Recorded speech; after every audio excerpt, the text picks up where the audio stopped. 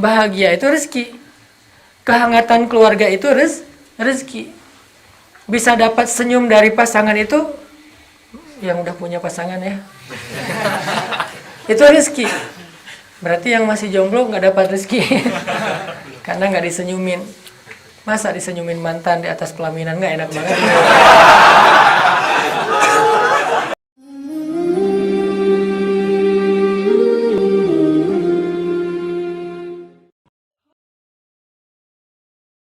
Teman-teman yang dirahmati Allah Subhanahu wa taala,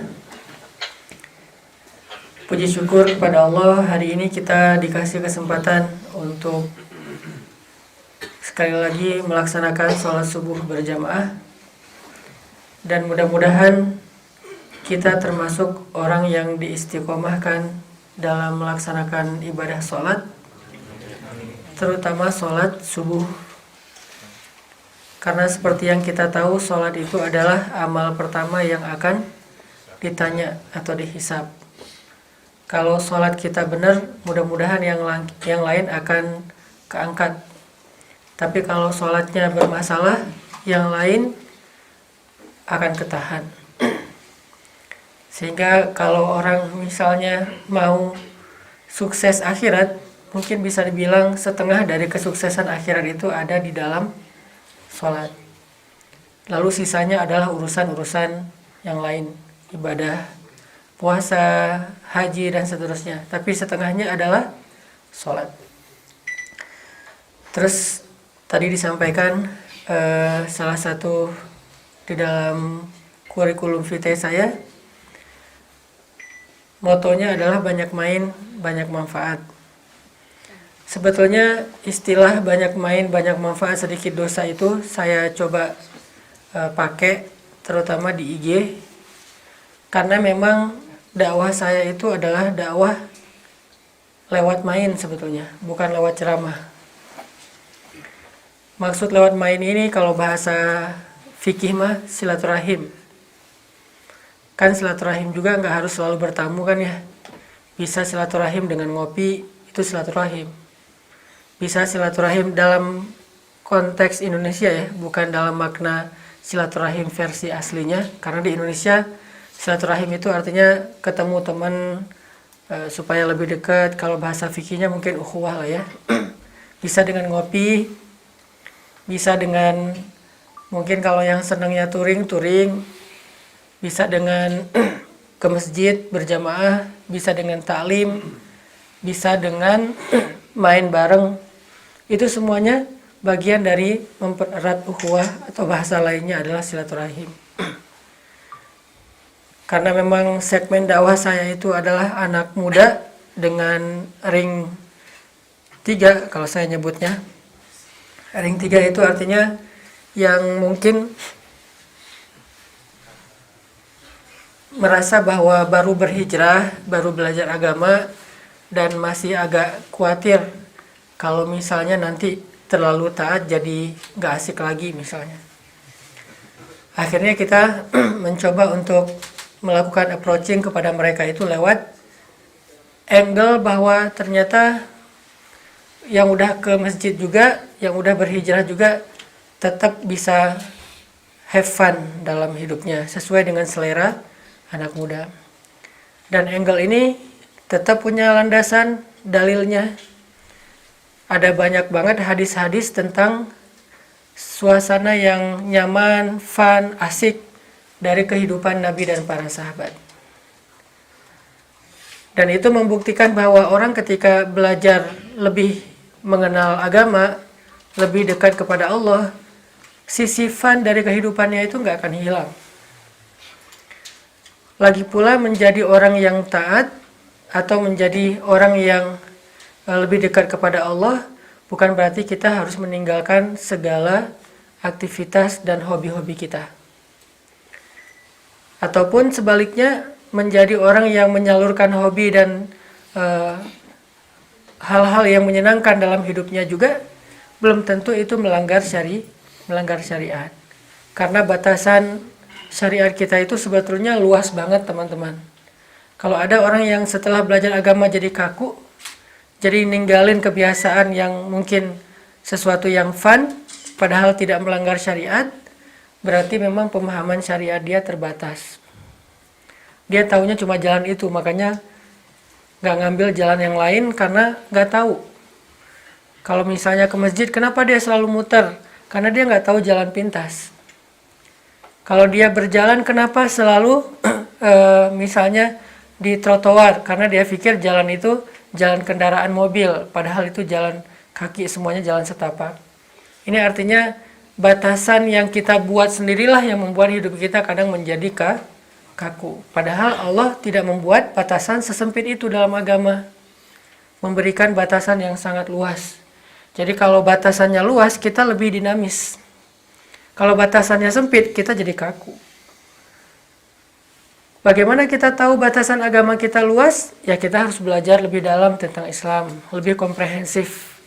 Ternyata main juga dalam Islam itu sesuatu yang dibolehkan.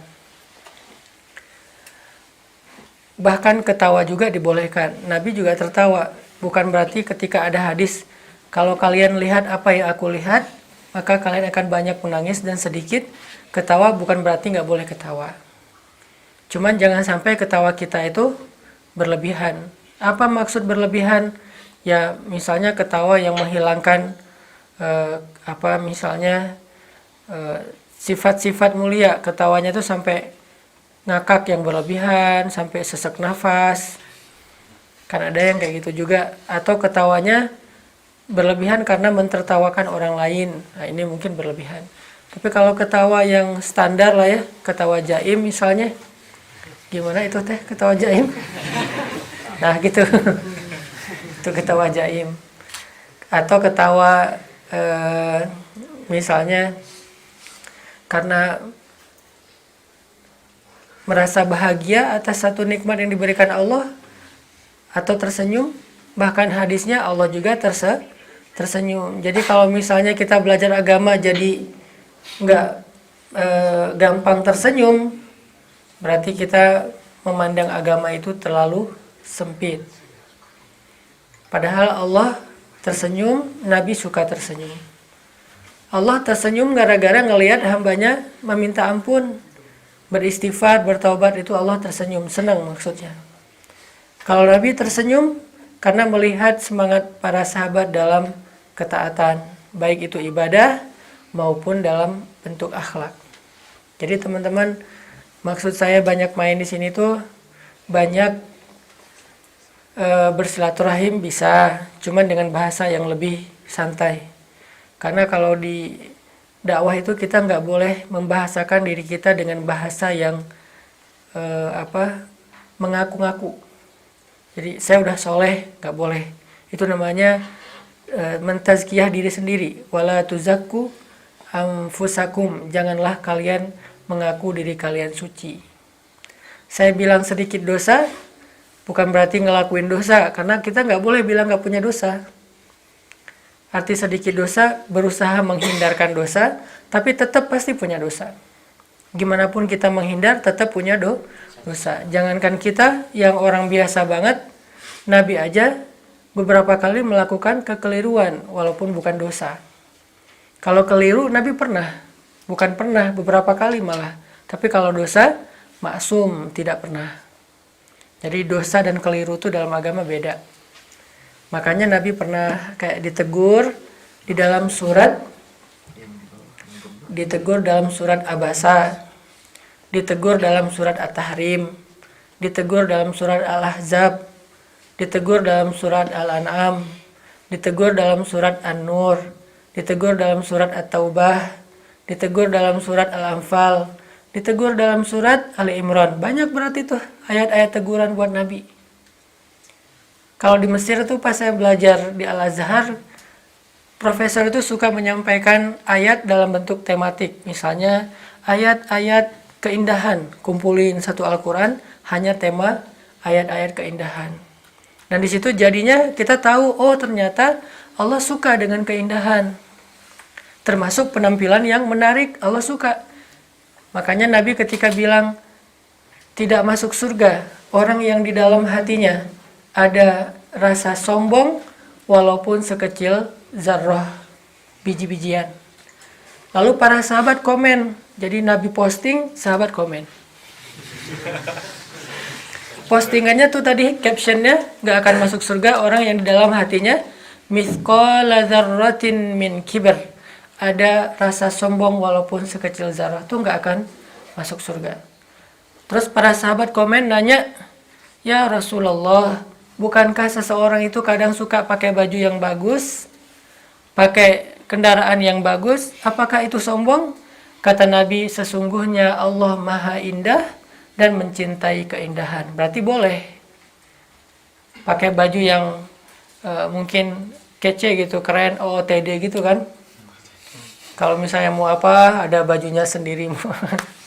Atau tutorial hijab buat cewek-cewek teh. Ini sesuatu yang jamal. Allah yuhibbul jamal karena Allah Maha Jamil, Maha Indah. Terus apa arti sombong kata Nabi? Bukan berpenampilan menarik yang dimaksud dengan sombong. Sombong itu adalah menolak nasihat atau kebenaran dan merendahkan orang lain. Kalau gara-gara kita pakai mobil lebih mahal, terus orang lain nggak boleh menghalangi jalan kita, itu sombong. Mentang-mentang mobilnya Alphard, yang di depannya misalnya sebutlah angkot, diklakson panjang misalnya ya. Di sini mah nggak ada angkot ya. Saya kirain masih di Bandung. Nah ini artinya ada ayat-ayat tentang jamal. Nanti dikumpulin lagi sama profesor tuh ayat tentang Allah suka yang proporsional, nggak suka yang berlebihan. Tidak berlebihan ke kanan, tidak berlebihan ke kiri. Proporsional. Kalau mau berlebihan ke kanan, sendiri-sendiri aja deh, nggak usah dipamerin. Karena kalau kita paksain orang harus kayak kita nih, berarti kita nggak lagi ideal. Ideal itu justru di tengah. Kalau mau kanan banget, sendiri aja. Contoh, Nabi itu kalau sholat qobliyah zuhur di rumah, sholatnya 4 rakaat. Tapi kalau sholat qobliyah zuhur di masjid, sholatnya 2 rakaat. Kok beda? Karena kalau di rumah nggak ada yang lihat, Nabi ngambil yang paling banyak. Di masjid banyak yang lihat, Nabi ngambil yang paling ringan. Nah kita mah dibalik. Di rumah nggak pernah qobliyah, di masjid qobliyahnya panjang. Nah ini berarti kita pengen dilihat bahwa solih, tapi sebetulnya nggak gitu-gitu amat. Kalau Nabi pengen dilihat biasa-biasa aja, biar nggak ngebebanin umatnya. Ketika ditanya kenapa beda ya Rasul, likaila yakuna harajan li ummati, saya nggak pengen ngeberatin umat. Jadi kalau yang dilihat orang, dicontohkanlah yang paling ringan. Kalau nggak dilihat orang, Nabi melakukan yang paling berat. Kayak tahajud. Kenapa Nabi malas tarawih di masjid? Sama kita malas ya. Cuman bedanya kita malas kekenyangan.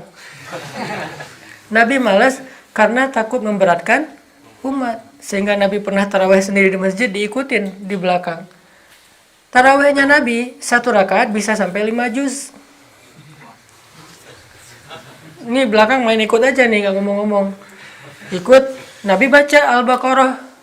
Ini sahabat, bukan sahabat biasa lagi, sahabat yang hafiz Al-Quran, Abdullah bin Mas'ud. Dalam riwayat yang lain, Abdullah bin Abbas, dua-duanya hafiz.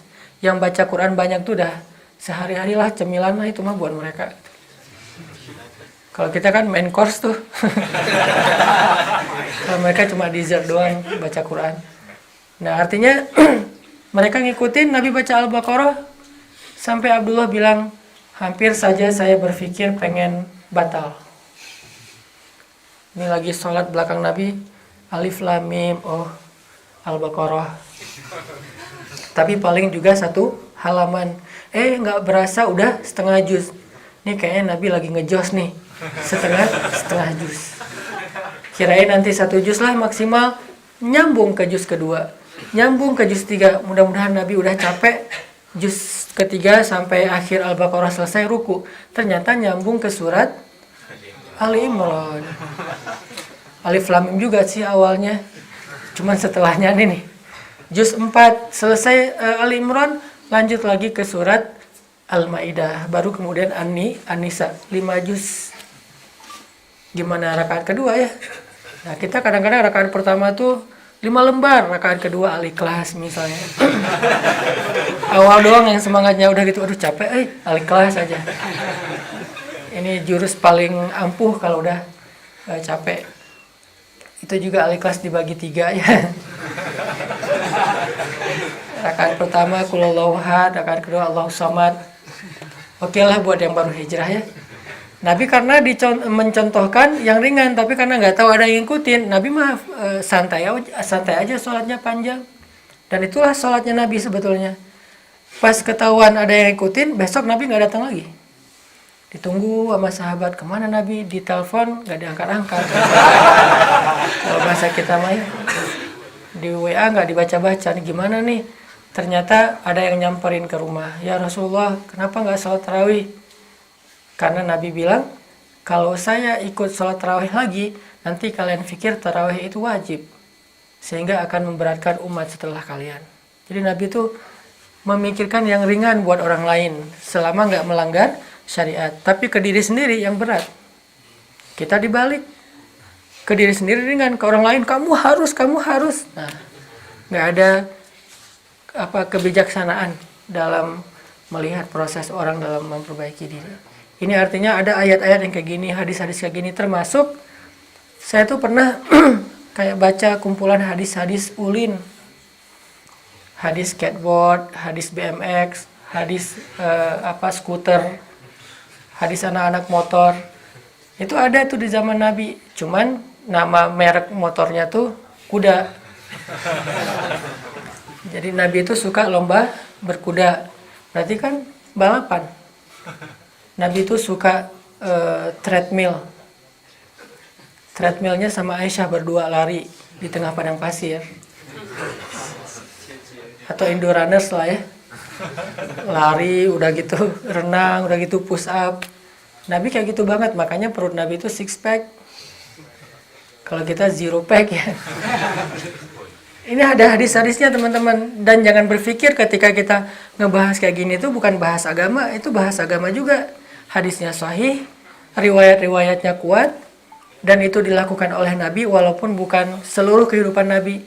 Cuman kalau kita mau belajar tentang kehidupan Nabi, jangan cuma lihat angle perangnya, walaupun itu luar biasa. Jangan cuma ngelihat angle ibadahnya, walaupun itu juga luar biasa. Tapi lihat komprehensif angle-angle yang lain, termasuk angle-angle yang mungkin agak dekat dengan kehidupan anak muda. Kalau kita ngerasa punya hobi, jangan-jangan hobi kita itu nyambung sama hobi Nabi, walaupun namanya beda. Dulu Nabi bilangnya berenang, sekarang bisa snorkeling, bisa diving, bisa surfing, bisa berenang swimming biasa.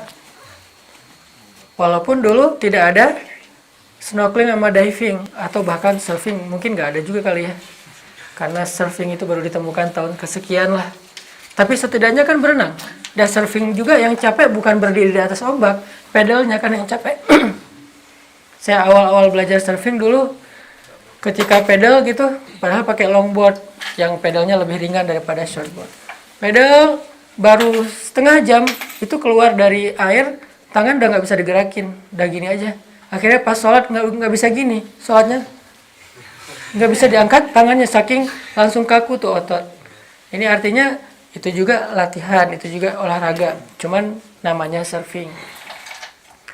Apalagi kalau misalnya lagi habis diputusin tuh enak banget surfing. Cari aja ombak yang 5 meter, gulungin aja lah. Minta digulung sama ombak lagi baper. Ini teman-teman yang dimaksud dengan syumuliyatul Islam, belajar Islam itu yang menyeluruh, yang komprehensif. Bahwa memang Islam ini agama yang sangat luas, agama yang bisa dipakai daily, harian, bukan cuma dipakai weekly pas hari Jumat doang, bukan cuma dipakai pas bulan Ramadan doang, tapi daily. Yang namanya daily itu kan kegiatan kita bukan cuma sholat, tapi kita juga ke kampus, kita ke tempat kerja, kita makan, kita olahraga, segala macam. Semua itu adalah kehidupan harian kita, dan semua itu ada tuntunan atau bisa dibilang kayak ada style dari Islam yang diajarkan kepada kita sehingga kita bisa tetap mengamalkan Islam walaupun di luar masjid, di jalan, di manapun.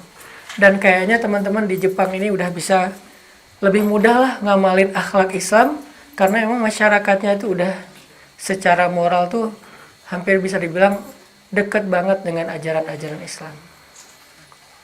Kayak kemarin saya sholat di Premium Outlet Shinsui. Mau sholat asar, ngomong ke informationnya, kita pengen prayer room, pengen sholat. Oh iya sebentar, disuruh nunggu. Dia ngambil sajadah, udah ngambil sajadah 2, dibilang maaf ya udah nunggu lama. Coba yang repot siapa, yang minta maaf siapa ya? Padahal dia bukan muslim. Maaf ya udah nunggu lama. Ya dikasih sajadah, dianterin ke prayer room, dibukain pintu, silakan di sini sholatnya. Nanti kalau udah selesai sholat nggak apa-apa, balikin aja sajadahnya ke sana. Nah, artinya dia nunjukin tempat sholat, bukan nganterin, bukan nunjukin tuh sana tuh, enggak. Saya pernah juga di sebuah negara lain, nggak usah disebutin lah ya, biasa lah ya. Ke Madagaskar. Pernah ke sebuah negara lain tuh, nanya tangga. Jadi ada information gitu, kita mau nyebrang gitu, tanya tangga di mana. Dia diem aja. Saya kira nggak dengar. Saya tanya agak lebih keras, tangganya di mana? Maaf gitu. Dia bilang, tengoklah sendiri, kata dia. Ini ketahuan. Marah-marah gitu. Kita belum apa-apa juga udah marah-marah. Akhirnya saya bilang, betul. Ada yang kayak gitu, walaupun mungkin bukan negaranya ya, orangnya kali ya. Ada orang yang nyebelin, ya kayak kita aja lah. Nanya jalan, dia marah-marah. Kayak di Jakarta saya pernah nanya jalan, lupa nggak turun karena buru-buru. Akhirnya orangnya nggak mau nunjukin, atau ditunjukin tapi sambil marah-marah. Di Surabaya juga pernah nunjukinnya arah kebalikan, makin jauh dari tujuan. Dulu tuh belum ada Google Map, jadi masih nyari-nyari nanya ke orang. Artinya belajarlah Islam dan amalkanlah Islam secara daily, bukan hanya dalam angle ritual ibadah. Toh menjadi muslim yang taat itu tidak harus kita melepaskan pakaian biasa kita lalu memakai semuanya dengan satu model pakaian sholat misalnya, nggak harus. Tapi siapa yang pakai pakaian gitu juga kita respect. Yang pakai gamis kita respect. Tapi nggak boleh semuanya diwajibkan harus bergamis baru soleh, belum tentu. Pakai gamis, mangga pakai kotak-kotak flanel silahkan. Mau pakai sorban silahkan, mau pakai kupluk juga nggak apa-apa. Karena itu sesuatu yang bukan wajib dalam agama dan tidak melanggar syariat. Kecuali buat perempuan mungkin memang ada batasan yang lebih spesifik daripada laki-laki. Ini teman-teman, kita coba renungkan lagi pemahaman kita tentang Islam. Bahwa belajar Islam, belajar sama dengan belajar hidup. Dan kita coba rasain juga teman-teman, ternyata Islam itu bukan beban. Syariat itu bukan beban. Toh kenyataannya dulu syariat itu turun untuk sebagai solusi. Jadi ada masalah turun ayat, ada masalah turun ayat. Bukan hidup orang lagi normal-normal turun ayat, enggak. Dari sejarahnya juga Islam itu sudah menjadi solusi. Ada masalah nih, misalnya ada cewek datang curhat ke Nabi. Itu direkam di dalam surat curhat. Apa surat curhat? Al-Mujadalah atau Al-Mujadilah. Kan terjemahannya curhat. Di dalam surat curhat itu ada seorang cewek ibu-ibu namanya Khawlah bintu Sa'labah. Dia kayak diceraikan gitu, bahasa fikihnya zihar. Cuman zihar itu nggak common di masyarakat kita. Kayak nuduh istrinya seperti ibu, berarti cerai talak 3 itu, udah nggak bisa balik. Suaminya emosional, orangnya gampang marah. Terus zalim kepada istrinya datang ke Nabi curhat, ya Rasulullah gimana nih, apakah saya sudah haram untuk suami saya? Nabi bilang, iya kalau gitu. Nabi nggak tahu hukumnya, menjawab dengan ijtihad, dengan apa yang beliau pikirkan baik. Ya udah kalau gitu udah haram. Pulanglah dia dalam keadaan sedih, lagi OTW pulang nih, turun ayat pertama dari Al-Mujadilah. Allah mendengar curhat perempuan itu kepada kamu. Bahasa kita mah Allah juga ngebaca DM-nya dia. Karena Allah yang kontrol kan, semua WA, DM segala macam disensor sama Allah. Allah mendengar curhat perempuan itu kepada kamu. Terus Allah kasih tahu solusinya gimana. Oh ternyata zihar itu nggak boleh dalam Islam. Itu budaya jahiliyah yang ingin dihapus oleh Islam. Karena istri bukanlah ibu. Ibu itu yang melahirkan kamu, yang menyusui kamu, kata Allah. Jadi orang yang menzihar istrinya melakukan dosa besar. Taubatnya harus berpuasa sekian hari atau membayar kepada orang miskin dan seterusnya dan seterusnya. Dan suaminya dimarahin oleh Allah. Berarti ada masalah, turun ayat sebagai solusi. Nah, dari sejarah turun Al-Quran aja kita bisa ngelihat Al-Quran itu emang solusi teman-teman, bukan beban. Beban itu kita lagi normal-normal nih, nggak ada masalah, tiba-tiba datang ayat nyuruh ini dan itu namanya beban. Tapi kehidupan waktu itu memang banyak masalah, disebut dengan masa-masa jahiliyah, di mana perempuan ditindas, anak kecil dibunuh, khamar merajalela, perzinahan itu udah kayak sesuatu yang nggak ada malunya lagi, udah luar biasa. Turun Al-Quran, turun Islam untuk mengatur supaya ini tatanan masyarakat lebih baik.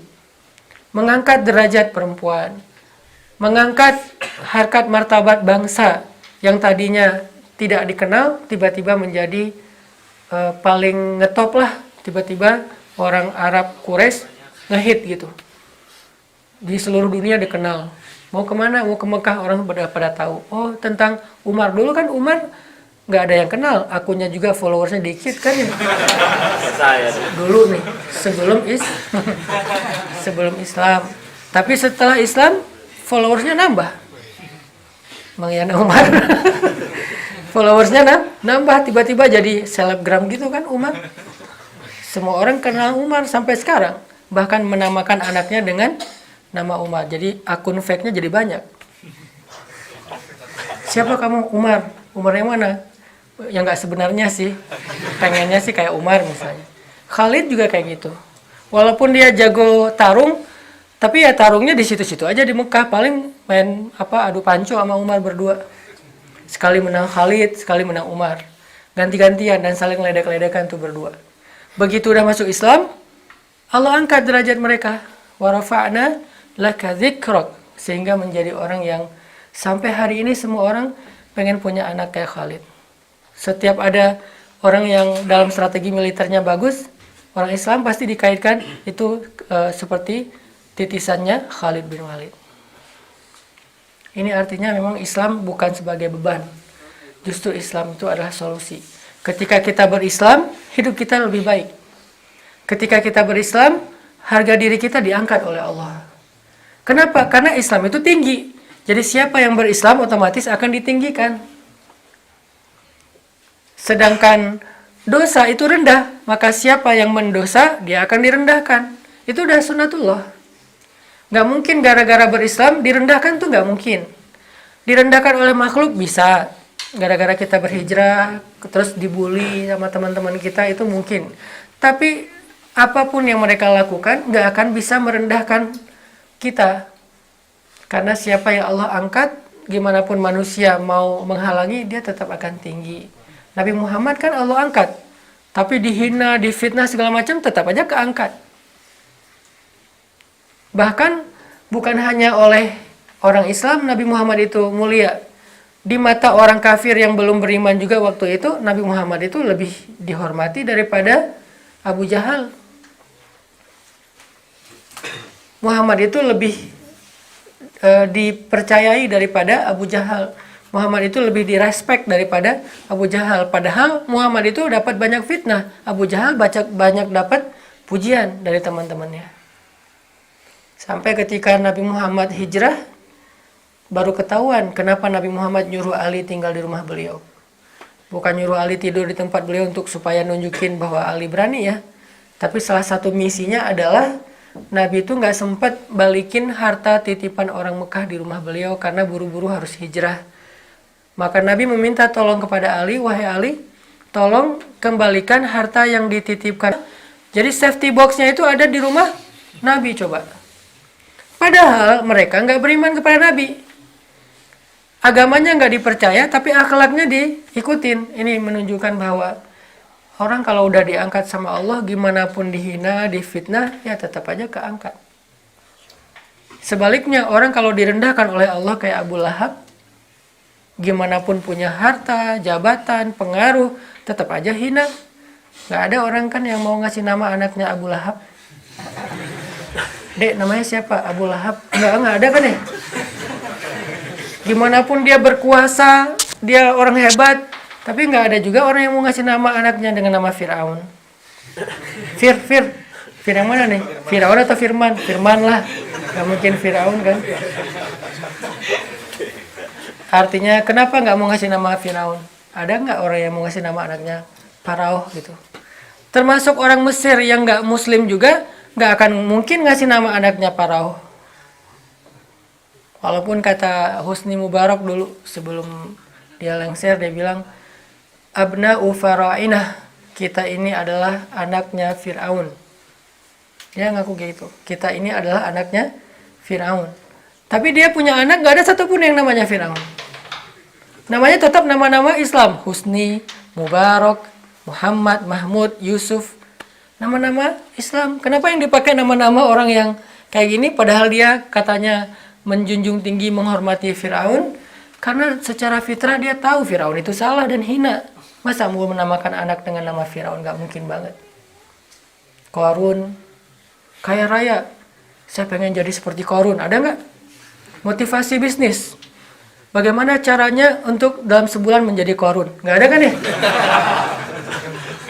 Yang ada menjadi Abdurrahman bin Auf, jadi Nabi Ayub setelah beliau sembuh dari sakit, kan kaya raya tuh. Jadi kayak Sulaiman, nggak ada. 10 cara jitu menjadi Qarun, nggak ada itu. Kenapa bisa gitu? Karena Allah rendahkan, tetap aja nggak bisa naik. Kalau Allah tinggikan, nggak ada yang bisa merendahkan. Jadi tu'til mulka man tasha wa tanzi'ul mulka mimman tasha wa tu'izzu man tasha wa tudhillu man tasha. Semuanya di tangan Allah. Kita coba renungkan kembali bahwa kita semangat belajar Islam karena memang Islam itu yang paling tinggi. Siapa yang berislam, Allah akan tinggikan. Islam itu solusi. Siapa yang berislam dimudahkan. Enggak Ustadz, masa setelah berislam dimudahkan? Buktinya saya habis hijrah jadi banyak masalah. Mungkin kalau dia nggak hijrah, masalahnya lebih parah dari itu. Masalah yang dihadapin sekarang itu gara-gara dia nggak hijrah-hijrah selama ini. Kayak misalnya hutangnya numpuk. Bukan hutang setelah berhijrah, hutang sebelum berhijrah, dibayarnya waktu setelah berhijrah. Gitu kan kenyataannya. Ustadz, sejak saya berhijrah sekarang rezeki saya seret. Kalau dulu lancar. Lancar apanya? Kan kamu hijrah gara-gara hutang. Gimana kamu bilang dulu rezekinya lancar? Hijrahnya gara-gara hutang. Ada teman saya hutangnya 39 M. Dan itu bukan pejabat, bukan siapa, orang ya kayak kita lah. Tapi hutangnya 39 M. Dan itu duit semua. Saya pas dengar juga kaget. Saya aja yang dengar kaget, gimana dia yang punya hutang kayak gitu ya. Hijrah nih, setelah hijrah dia mungkin karena lagi belajar nanya ke saya, Ustadz, dulu tuh rasa-rasanya ya sebelum saya rajin ke masjid, ibadah segala macam, kayaknya rezeki saya tuh lancar Ustadz. Gak kehitung lah. Tapi sejak saya hijrah, kenapa ya agak-agak susah sekarang gak kayak dulu? Saya bilang, bagaimana dia menyimpulkan rezekinya lancar, padahal sebelum dia hijrah justru hutangnya numpuk, 39 miliar. Nambah nggak hutang setelah hijrah? Nggak nambah Ustaz. Berarti itu sisa-sisa masa jahiliyah tuh, 39 miliar. Nah kenapa sekarang disebut lebih seret gitu, lebih susah? Bukan lebih susah, lebih berkah sedikit tapi manfaat. Daripada dulu rasanya banyak tapi kayak bom waktu gitu, terus bertambah masalahnya. Tiba-tiba nggak ketahan lagi, baru akhirnya balik arah. Nah ini kalau mau realistis dan objektif, sebetulnya setelah hijrah hidup kita lebih ringan teman-teman. Cuman kita kadang-kadang ngelihatnya dari angle yang lain, yang keliru. Seolah-olah habis hijrah hidup kita jadi banyak masalah. Enggak. Dulu sebelum kita berhijrah misalnya, ada teman saya juga curhat. Sebelum berhijrah tuh dia bilang dia jarang ketemu sama anak-anak. Jarang banget ketemu sama keluarga. Sibuk aja kerja dari pagi sampai tengah malam, subuh berangkat lagi. Memang duitnya ngalir terus sih, tapi nggak ada bahagianya. Sama anak-anak nggak kenal, sama istri juga jarang komunikasi. Hidup itu kayak rumah itu cuma tempat tidur doang, bukan tempat hidup tapi tempat tidur. Pulang ke rumah hanya untuk istirahat, pergi lagi. Hidupnya itu di luar, di kantor, bisnis, segala macam. Nggak bahagia. Sampai anaknya udah gede, dia ngerasa nggak kenal sama anaknya. Yang lebih parah lagi, anaknya nggak kenal sama dia. Kalau anak SD itu sampai ada curhat dari seorang ayah. Ibu gurunya nyuruh anak-anak semuanya gambar tentang tema family, keluarga. Si anak teh gambar, dia, kakaknya, ibunya, ayahnya nggak ada. Ditanya, ayahnya kemana? Ayahnya kerja. Jadi nggak digambarin. Karena ayahnya kan kerja. Berarti dia nggak ngerasa ayahnya hadir dalam hidupnya. Cuma status doang, tapi tidak hadir. Ada, tapi tidak hadir. Karena ada dan hadir itu beda dalam bahasa Arab. Ada itu maujud, hadir itu hadir. Jadi bahasa Indonesia hadir. Kan banyak bahasa Arab yang jadi bahasa Indonesia ya. Termasuk yang saya sering bilang bahasa Arabnya aish, bahasa Indonesianya eis. Bahasa Arabnya misalnya khatul istiwa, bahasa Indonesianya katul istiwa. Itu bahasa Arab, khatul istiwa, garis lurus. Khat garis, istiwa lurus. Jadilah katul istiwa, garis lurus yang apa? Membelah bumi gitu ya. Nah ini artinya dia nggak ngerasa hadir orang tuanya. Hijrah lah tuh. Setelah hijrah, alhamdulillah, mungkin rezekinya nggak sebanyak dulu, nggak selancar dulu. Tapi ada rezeki lain, karena rezeki jangan selalu diterjemahin dalam bentuk nominal. Bahagia itu rezeki. Kehangatan keluarga itu rezeki. Bisa dapat senyum dari pasangan itu, yang udah punya pasangan ya. Itu rezeki. Berarti yang masih jomblo nggak dapat rezeki. Karena nggak disenyumin. Masa disenyumin mantan di atas pelaminan, nggak enak banget. Itu senyum mematikan. Ini artinya dia dapat rezeki dalam bentuk yang lain yang nggak akan kebayar dengan uang juga. Buktinya apa? Dia punya uang selama ini tapi nggak dapat senyum dari pasangannya. Dia punya banyak uang tapi nggak dapat kehangatan dari keluarganya. Berarti kan dia nggak bisa beli kebahagiaan dengan duit yang banyak yang numpuk, saldonya itu entah berapa miliar, tapi rumah tangganya kacau balau. Berarti dia nggak bisa beli dengan uang yang banyak itu membuat rumah tangganya nyaman, nggak bisa. Berarti rezeki bisa aja uang, tapi berkah, bisa juga kebahagiaan walaupun tidak ada angka nominalnya. Cuman kalau mau dibeli mahal banget. Buktinya orang yang punya uang miliaran juga nggak bisa ngebeli kebahagiaan. Ada seorang teman di Cirebon, suaminya itu salah satu direktur di sebuah perusahaan. Istrinya lebih tinggi lagi, GM di sebuah hotel. Suami istri sama-sama sukses secara karir. Suaminya penghasilannya gede, istrinya juga luar biasa. Saking tingginya karir mereka, sangat sibuk kan. Sampai kalau yang istrinya tuh namanya GM kan, punya ruang khusus, kayak punya kamar yang kayak presiden suite gitu di hotelnya. Dia tinggal di situ karena susah mau pulang. Pulang kerjanya hampir 24 jam di hotel. Akhirnya suami istri ini status doang, nggak pernah ketemu. Seminggu sekali juga belum tentu ketemu. Kadang yang satu ke Amerika, yang satu ke Australia, satu kutub selatan, satu kutub utara. Wah, sibuk aja. Judulnya sih keliling dunia. Orang yang ngelihat di luar, enak ya hidup dia keliling dunia terus. Kita ngelihat karena nggak tahu dan nggak ngerasa. Dia sendiri ngerasa, kenapa ya hidup saya repot gini? Keliling dunia, dan itu udah jadi bagian dari tanggung jawab pekerjaan dia. Kemana-mana tuh bawa paspor. Belanja kemana? Bukan ke pasar baru, Singapura. Paling dekat tuh belanja mau beli bawang aja ke Malaysia. Ini saking luar biasa nih orang. Artinya kemana-mana dia bawa paspor. Dia cerita, Ustadz dulu tuh di tas kecil saya tuh selalu ada paspor Ustadz. Karena saya bisa ke luar negeri itu dalam hitungan jam. Ada masalah apa langsung ke luar negeri, terbang gitu. Dan emang udah super sibuk. Sampai nggak pernah ngelihat anaknya. Anaknya jadi tumbuh ABG, anak SMA, tapi nggak kenal orang tuanya. Terus ada lagi satu kasus sama juga kayak gini, dua-duanya sibuk, ternyata karena saking jarangnya ketemu dengan pasangan, ngalamin kelainan. Istrinya punya suami, suaminya punya istri. Tapi suaminya istri perempuan, istrinya suami laki-laki. Aneh kan? Saya juga nggak ngerti kayak gitu lah.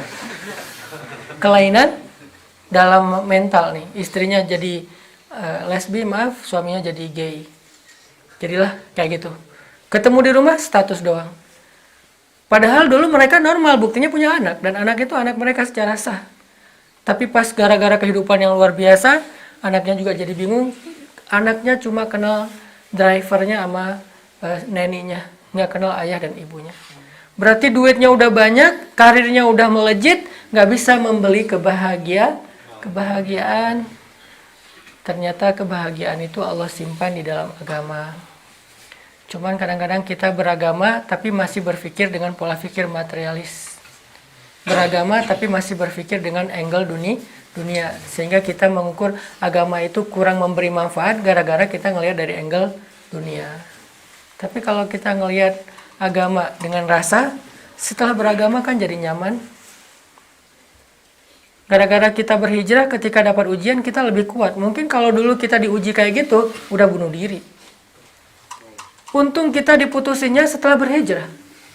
Jadi nggak loncat dari jembatan nyangkut di kabel listrik. Alhamdulillah gitu kan ya. Mau diganti yang lebih baik. Di akhirat tapi ya. Nikahnya di surga gitu. Kan pasti lebih baik. Ini artinya teman-teman jangan selalu suuzon bahwa agama itu menyulitkan, agama itu beban. Allah tuh nggak pengen banget disebut sebagai beban. Yang ngasih solusi hidup kita kan Allah. Masa kita bilang Allah ngasih beban? Yang ngasih jalan keluar pas kita punya masalah Allah. Gimana Allah kita tuduh pembawa beban? Justru Allah mengatakan, wa wada'na anka wizrak, kami turunkan beban-beban kamu. Alam yajidaka yatiman fa'awa, solusi. Wa wajadaka dhallan fahada, solusi. Wa wajadaka ailan fa'aghna, solusi semuanya. Beragama itu dekat sama Allah itu enak banget teman-teman. Hidup tuh kalau dekat sama Allah lebih enak daripada dekat kepada orang kaya ataupun orang yang berkuasa. Teman-teman kalau nonton bola di Bandung, Persib sama Mang Yana, pasti dikasih tempat yang enak tuh nontonnya. Kalau jalan sama saya, mungkin di luar stadion. Karena saya nggak punya link apa-apa kan. Kalau datang sama Mang Yana, wah itu kayaknya orang ring satunya Viking misalnya. Sehingga dihormati, nggak akan diapa-apain. Terutama kalau misalnya pakai mobil dengan plat tertentu misalnya, di dalamnya Mang Yana, kok pakainya plat itu, kita udah bersaudara gitu ya. Ini artinya beda kan kalau kita dekat sama orang yang punya link, kekuasaan. Saya kayak misalnya kemarin tuh ada masalah dalam pengurusan satu administrasi. Terus karena bukan masalah sih, biasalah ya, suka diperlama lah ya, suka dilambat-lambatin. Karena mungkin pernah dengar tausiah saya di satu tempat yang direkturnya akhirnya Ustadz ada apa? Enggak, lagi ngantri apa dan segala macam. Ternyata akhirnya dia bilang udah sih biar saya urus, beres tuh. Hidup kita dekat sama makhluk aja bisa mudah, apalagi dekat kepada pencipta makhluk. Itu mudah banget hidup kita. Ada masalah tinggal ya Allah, nih gimana nih? Allah yang selesaikan. Kita ikhtiar aja, tapi hasilnya di sisi Allah. Saya kan sering cerita gimana perjalanan saya ke Mesir nggak bawa apa-apa. Bawa apa? Bawa yakin aja sama Allah. Karena udah ikhtiar mentok segitu. Habis-habisnya duit, dapat-dapatnya duit cuma 10 juta, habis dipakai bayar tiket PP. Waktu itu $1.000 tiket PP. Berangkat ke Mesir, bawa uang nggak sama sekali. Ya udah, puasa aja semalaman. Besok pagi sampai di Mesir langsung diajak keliling makan kuliner Mesir, tinggal di Mesir, dapat beasiswa beberapa tempat. Akhirnya kita punya rumah beberapa tempat, termasuk yang dekat Sungai Nil kayak gitu. Terus berangkat sendiri, pulang bertiga sama istri sama anak. Yang datangnya banyak duit, pulangnya tetap aja sendiri. Nah, ya. Belum tentu yang datang ke Jepang bawa duit banyak, pulangnya bawa jodoh, belum tentu. Bisa jadi yang datang ke Jepang nggak bawa apa-apa, kayak culun-culun gitu, terus di ospek juga dibully sama kakak-kakak kelas gitu. Pulang-pulangnya kakak kelasnya nangis. Kenapa? Ditikung sama dia. Bisa aja kayak gitu ceritanya. Makanya jangan jauh dari Allah lah. Karena semuanya biyadihil mulk. Semua yang ada di langit dan di bumi itu di dalam genggaman Allah.